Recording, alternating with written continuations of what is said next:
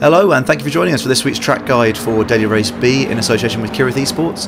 I'm JB Racing and I'm going to take you around this lap of Deep Forest in reverse. We're going to be in the Subaru WRX, it's Group 4 cars, so obviously everybody's in the Subaru. It's for 5 laps and there are a couple of tricky braking points on this, so I've put some screenshots in to help sort of point out a little bit more clearly where it is you need to be braking for a couple of corners.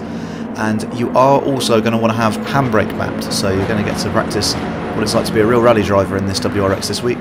For the hairpin, the top times are all using the handbrake at the very end to help the car rotate.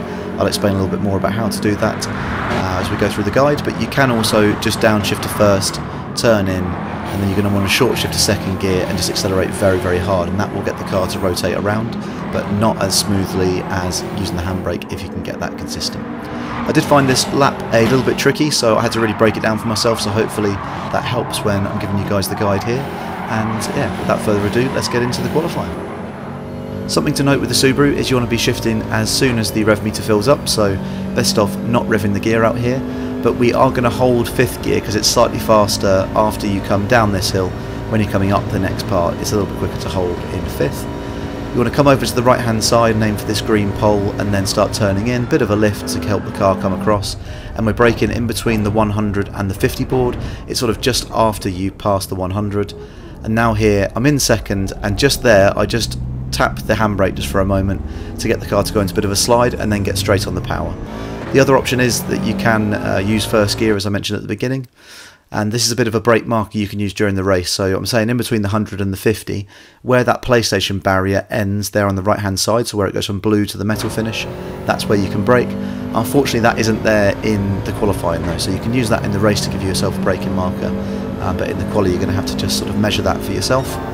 Now for this next corner that we're coming up to, I've got another screenshot here to show you what we're looking out for. We're looking for the barrier change on the right hand side. You see where that yellow tip is to the end of the crash barrier.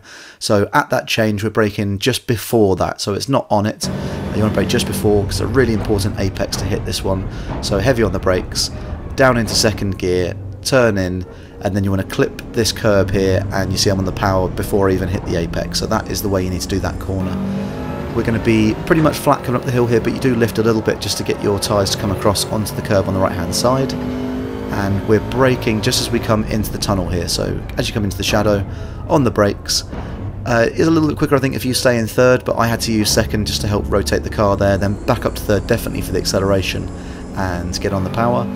And then we're using about half brake just before the end of the barrier coming out of the tunnel, and then that gets the car across onto this curbing here, again on the power nice and early. And you will find you need to use the curbs here to help rotate, and for this first right-hander I managed to get away with doing it flat there, but you probably want to lift that first right-hander ever so slightly.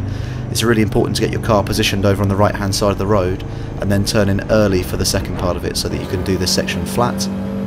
Lastly, just on the 50 board here, or you can push it maybe to just after the 50 board, getting on the brakes down into 3rd gear, and then when you get about halfway around this corner you can get on the power, and we're just powering out and coming up across the line. That lap was good enough for a 1:32.5, which I was quite pleased with compared to my other laps. It's just outside the top 10 at the point of recording. So please do drop a like and subscribe if you've enjoyed the content. I'm just about to hit 500 subscribers on JB Racing, so thanks ever so much for everyone who's been coming over and enjoying the videos. And we'll leave you with the lap to play out at full speed now, so enjoy, good luck with your qualifying, and we'll see you next week for some more track guides. Thanks very much.